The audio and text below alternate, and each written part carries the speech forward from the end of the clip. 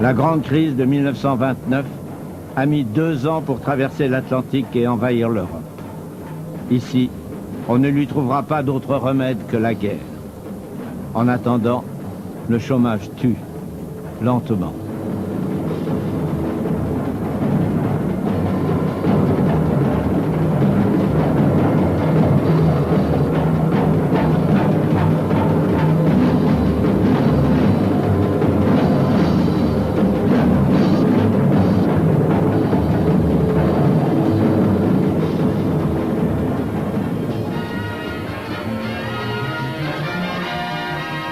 L'horloge de la France s'est arrêtée le 1er novembre 1918. Une république fantôme, 3e du nom, expédie mal les affaires courantes. Depuis 60 ans, la France n'a pas changé de constitution. Elle se contente de changer de gouvernement tous les 6 mois. Le préfet de police, M. Chiappe, qui aime l'ordre en toutes choses, introduit les premiers feux rouges et les passages cloutés. Personne ne croit plus à cette république-là, ni à droite, ni à gauche. Enfants du général Boulanger, ils défilent le 1er mai, qui est pour eux la fête de Jeanne d'Arc, et non celle du travail, en bataillons de plus en plus serrés.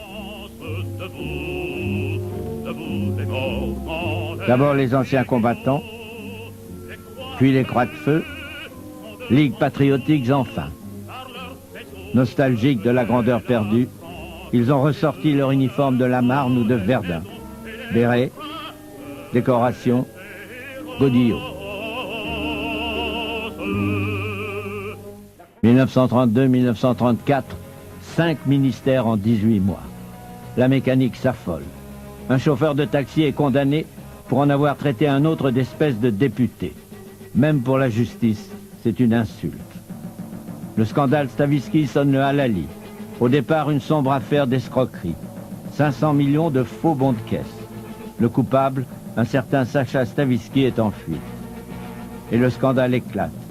L'escroc bénéficiait d'incroyables protections, au Parlement et dans le gouvernement. 2 députés sont arrêtés, des ministres sont compromis. Le 8 janvier, coup de théâtre, on annonce le suicide de Stavisky à Chamonix, juste au moment où les policiers venaient l'arrêter. Curieuse coïncidence, ironise le Canard enchaîné, il s'est suicidé d'une balle qui lui a été tirée à bout portant. C'est le sauve qui peut. Dans un climat d'émeute, le président du Conseil, Édouard Daladier, éloigne le préfet de police, M. Chiappe, enfant chéri de la droite.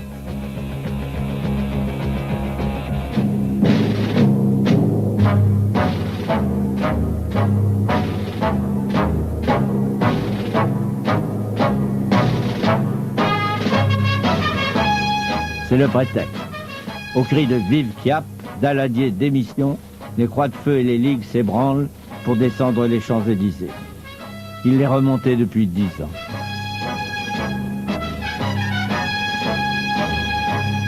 Objectif, le Parlement. Cette fois, c'est promis, c'est le coup de torchon. On va fesser les députés.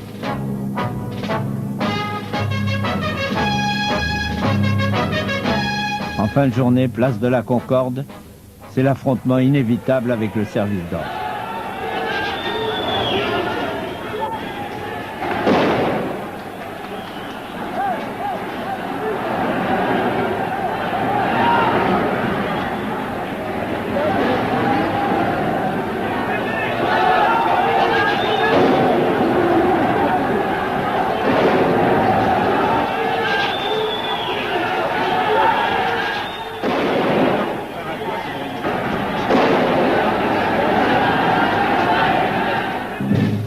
Morts, 1600 blessés. Toute la nuit, les escadrons de la garde républicaine ont chargé. Les manifestants ont tranché les jarrets des chevaux à coups de rasoir. Au Parlement, les députés affolés se sont enfuis en province. Aux portes du Palais Bourbon, le colonel de la Rocque a regardé sa montre. Il est minuit, on rentre à la maison. Cette nuit-là, la France pantouflarde a échappé au fascisme. Les ligues pouvaient abattre le régime. Elle se contente de renverser le gouvernement. Un de plus.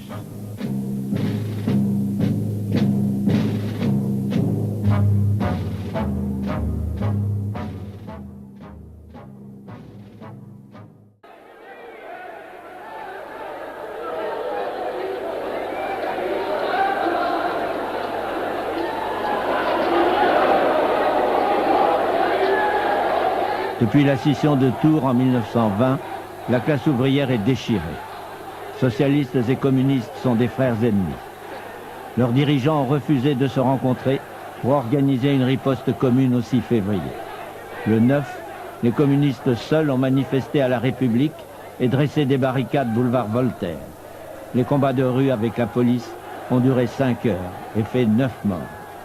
Aujourd'hui, 12 février, les socialistes défilent de Vincennes à la Nation. Le Parti socialiste SFIO est alors le premier parti ouvrier de France.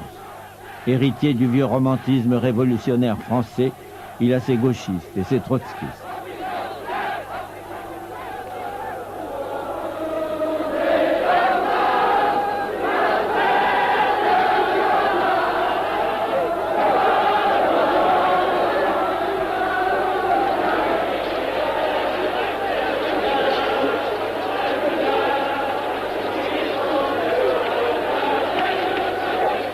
En débouchant sur la place, il voit s'avancer vers eux une autre colonne.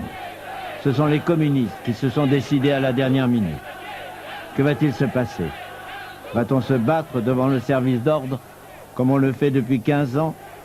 Les dirigeants s'avancent pour parlementer, mais de la foule, déjà s'élève un seul cri: unité.